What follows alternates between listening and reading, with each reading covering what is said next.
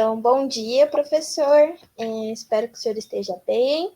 Nós estamos aqui hoje para apresentar o nosso seminário da disciplina de Libras e o nosso tema é Aspectos gramaticais da Libras, fonética, fonologia e formologia. Então, as integrantes desse grupo são eu, Franciele Santos Martins, e a minha colega Gabriela dos Santos Ribas. Então, aqui, primeiramente, nós trazemos alguns conceitos importantes, como, por exemplo, o que é a fonética? Então, a fonética, ela tem como foco os elementos físicos da produção dos fones, ou seja, quais partes do corpo são necessárias para produzir a articulação de um som no português e a configuração da mão, o movimento, expressões não manuais. Então, basicamente, a fonética é a expressão da língua portuguesa através dos movimentos dos dedos, das expressões faciais. A fonologia. Então, a fonologia estuda como essas unidades isoladas, identificadas pela fonética, funcionam como componentes de contraste da língua. Então, a fonologia, ela estuda as partes das palavras, as palavras especificamente, não as palavras em um contexto geral. E aqui é a morfologia. A morfologia estuda como as palavras se formam, como se estruturam e as suas possíveis classificações. As unidades estudadas pela morfologia são chamadas morfemas. É importante notar que a morfologia estuda a palavra de forma isolada e não dentro de um texto ou frase. Então, aqui, só basicamente, seria nesse sentido. A morfologia estuda as palavras separadamente em partes e a fonologia estuda as palavras conforme como que a gente pode pensar os sinais. E a fonética são os sinais em si que são realizados das palavras. Então, aqui alguns parâmetros da Libras. A gente tem a configuração da mão, o movimento, o ponto de articulação, a orientação da mão e as expressões não manuais. Então, a configuração basicamente seria os movimentos que a gente utiliza com os dedos. O movimento seria os movimentos que a gente usa, tem o movimento circular, semicircular, retilíneo. O ponto de articulação, aonde que a gente está realizando o movimento, se é próximo à barriga, no rosto. A orientação da mão, a direcionalidade da mão, se é virado para frente, virado para trás. E as expressões não manuais, que seriam as expressões do rosto. Aqui, pronomes pessoais e a marcação de gênero.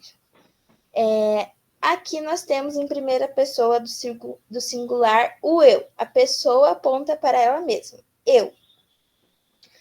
A segunda pessoa do singular, você. A pessoa aponta diretamente para quem ela está falando. E a terceira pessoa do singular, ele ou ela. A pessoa aponta para a lateral. Tá? A marcação do gênero da pessoa é feita pelo contexto estabelecido, né, no início da comunicação, através de sinais como homem ou mulher, menino ou menina e etc.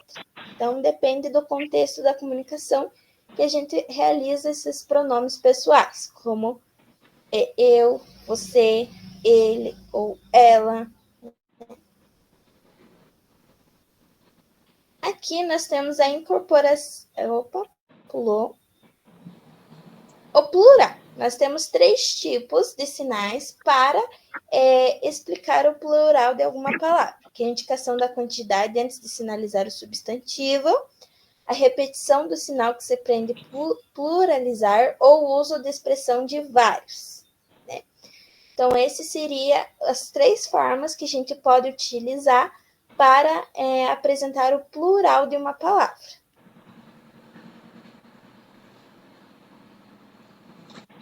Bom, dando sequência, nós temos a incorporação numeral. Na Libras é possível usar numerais de 1 a 4 como um conjunto de sinal que indica tempo. E isso acontece quando estamos nos referindo à quantidade de dias da semana, meses e etc.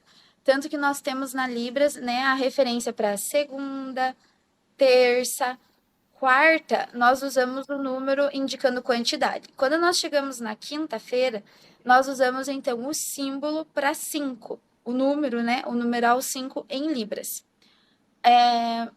Outro. Pode passar.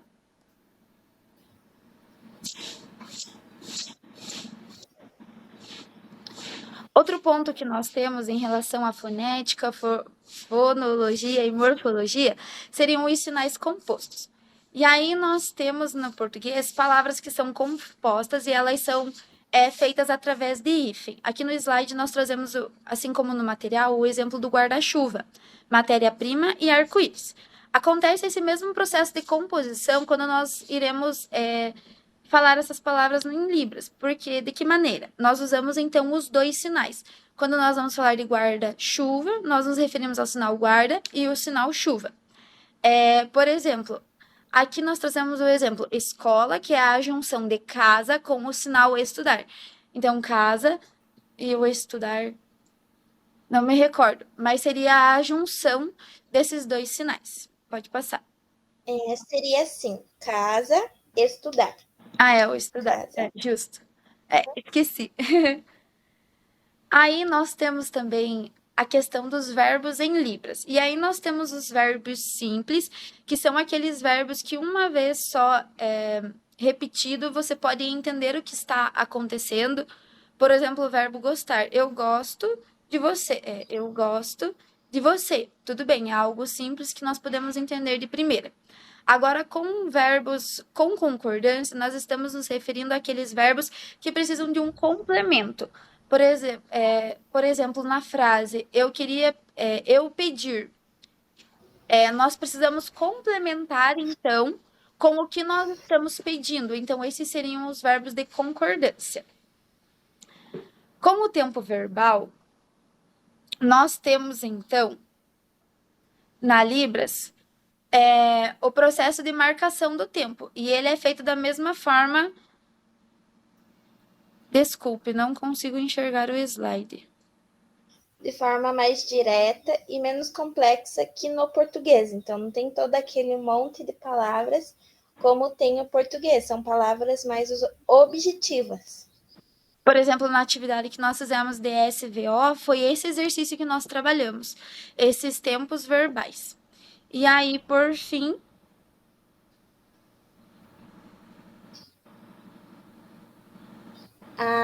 é marcado na estrutura do verbo, como em eu estudei, estudo, estudarei, mas com elementos que determinam o recorte temporal. Ou seja, para marcar o tempo do verbo em libras, você irá usar palavras que indiquem o tempo, passado, futuro, amanhã e hoje. Então, a gente utiliza o sinal da palavra em si e o tempo verbal que essa palavra, que a gente está usando essa palavra.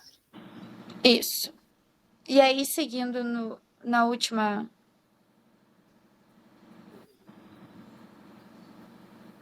Nós teríamos, então, os classificadores.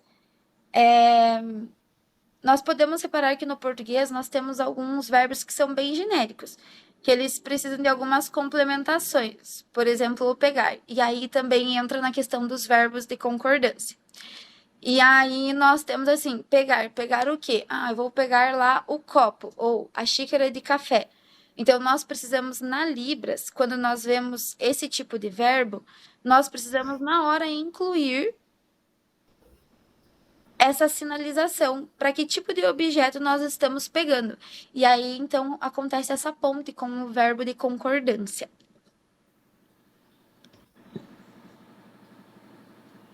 Então, professora, a gente trouxe de uma forma geral o assunto, então nós trazemos questões assim bem pontuais em relação aos aspectos linguísticos, como, por exemplo, a fonética, a fonologia, os parâmetros de mãos, as classificações, o tempo verbal, que são coisas básicas que a gente precisa saber para realizar os sinais de Libras.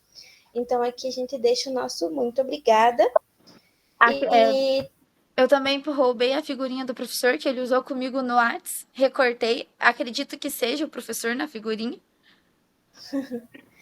E aqui temos também as referências que a gente utilizou para a apresentação desse trabalho. Pedimos desculpa pelo atraso, professor, mas esse final de semestre foi bastante conturbado para as duas integrantes do grupo. Seria isso. Obrigada, professor.